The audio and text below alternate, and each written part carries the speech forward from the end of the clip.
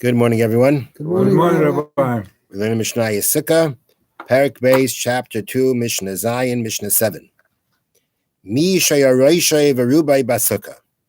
Somebody who had his head and the majority of his body in the sukkah, v'sholchane b'sei chabayis, but his table was in the house. And he's got his sukkah right up to his house.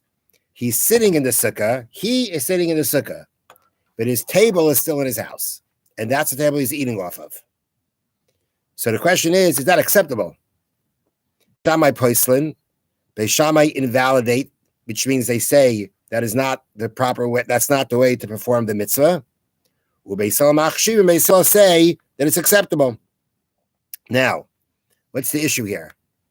So, is there any why he's sitting in the sukkah, he's eating in the sukkah, just at his table is outside of the sukkah. So what does he do? He takes the food from the table and he brings it to himself in the sukkah. What's the problem? The problem is that very often when you're eating by a table, you lean over the table to eat, right? You don't just necessarily take it off the table and bring it to yourself. You lean over the table as you eat. So this person, if he's going to have this setup, has to make sure that he doesn't do that. But Beis Shammai say we're afraid that he's going to. And therefore, we say that this way of sitting in the sukkah is not appropriate. It's not acceptable. Now, this is a rabbinic law. This is not a Torah law. It's a rabbinic law. We're concerned that he's going to land up eating outside the sukkah because he's going to lean over the table to eat. And because of that concern, we say this is not the way to do the mitzvah. That's according to Beis Shammai. It's according to the Academy of Shammai. According to Beis Hillel, the Academy of Hillel, they say no, they're not concerned about that. And that means that we trust the person that he's going to make sure that he's going to actually be eating in the sukkah. He's going to bring the food to himself where he's in the sukkah. But as long as basically he's in the sukkah, just because the table's outside of the sukkah, that kind of setup is still acceptable. Now, as a continuation of this discussion, Amru lahen Beis Hillel Beis Shammai. So the students of the house of Hillel, means the students, the rabbis of the Academy of Hillel, said to Beis Shammai, to the Academy of Shammai, the rabbis of the Academy of Shammai, Lokacha Yamaisa, wasn't there such a story?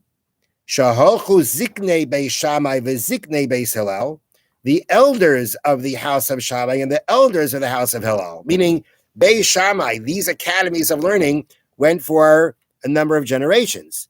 So the ones talking, we're talking about the ziknei, the elders, right? The previous generation ones, the previous generation rabbis of our houses, of our academies. Shalchu ziknei Beis Shammai v'ziknei Beis Hillel. The elders of Beis Shammai and the elders of Beis Hillel went. Levakar es Rabbi Yochanan ben Chayrani. They went to visit the sage Rabbi Yochanan, the son of Chayrani. Right? And umetza'uhu, and when they came to the sukkah, they found him sukkah, where he was sitting, his head and the majority of his body are in the sukkah, and his table was in the house. They found him doing that. And no one said anything. So even the elders of Beis Shammai, they were there, they saw him doing it, and didn't say anything. So therefore, Beis Hillel are saying to their contemporaries in Beis Shammai that, look, the elders of Beis Shammai agreed to us, because if they would have been wrong, they would have said something to him. And their tradition of the story was they didn't say anything. It's not like, they're not going to get involved. They would tell him, this is not the way to go, if that's what happened, if that was so. And therefore, they use it as a support for themselves to say that the elders of Beis Shammai, you are contemporaries in Beis Shammai, you're arguing with us, but your predecessors, the elders of Beis Shammai, they seem to agree. They agreed. Amar len Beis Shammai. Beis Shammai said to them, Misham Raya, you're bringing a proof from that story? You got the story wrong. Avheim Amrulai. They said to him, excuse me, the elders of Beis Shammai said to him, if this is how you've been practicing the mitzvah of sukkah, or performing the mitzvah of sukkah, you've never fulfilled the mitzvah of sukkah. If this is how you've been doing the mitzvah of eating in the sukkah, you've never done the mitzvah. Now, that's talking a little bit. It's just a little bit of talking a little bit harsher than needed. because midaraisa, according to Torah law, it's good. He fulfilled his mitzvah midaraisa. But they're showing him that if this is what you've been doing, then from the Rabbanan's part, from the rabbi's part, you have not been performing the mitzvah properly.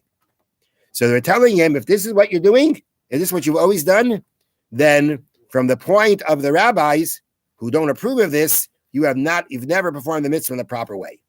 But that was there, meaning Beis Shammai said, the story goes that they did visit and they did say something.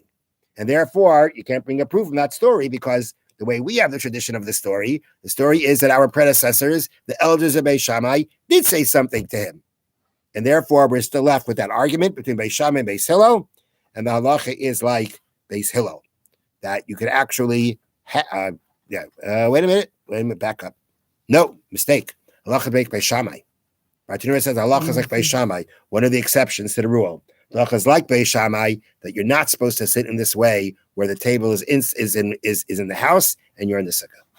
Have a wonderful day. Thank you, Rabbi. Thank you, Rabbi. So how is that working? Yeah,